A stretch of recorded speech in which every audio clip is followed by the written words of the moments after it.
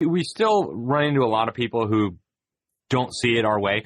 These are people I consider friends, people whose opinions I respect, but people say, well, we just have to fix the schools and we just have to run for school board. And you know what? I respect that view. If you feel called to run for school board, fine. But as far as I'm concerned, we need a fundamental rethinking of this whole thing. Why did we trust the government to educate our children in the first place? What was the reason that led Americans to trust the government to educate their children?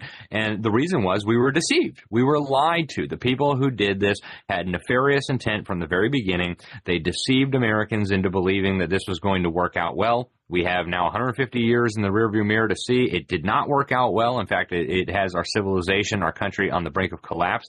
And, when people say they want to reform the system, I'd rather reform my cancer. I'm not interested in reforming a cancer. I'm interested in getting rid of the cancer. And it doesn't mean I'm anti-education. I'm the most pro-education person you could find. It doesn't mean I'm anti-teacher, right? Just like you're not anti-farmer for saying that the collective farms in the Soviet Union don't work. You're not anti-teacher for saying that the collective brainwash camps in the United States don't work. We've got to reimagine this. And I do believe it is the single most issue. So that's why we started Public School Exit. I'm actually just a volunteer.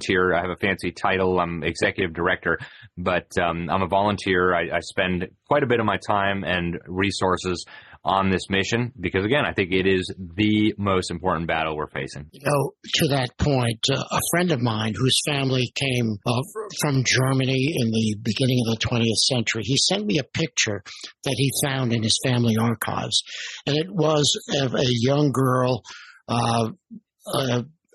probably around the age of 6 or 7, with her hand raised in a Nazi salute. And I assume it was his mother.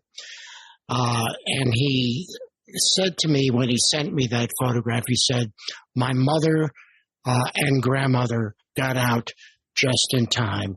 This is what happens when the government indoctrinates instead of educates.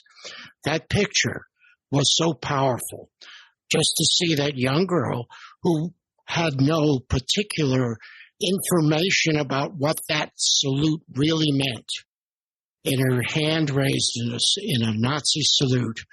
And he was right. It was indoctrination instead of education.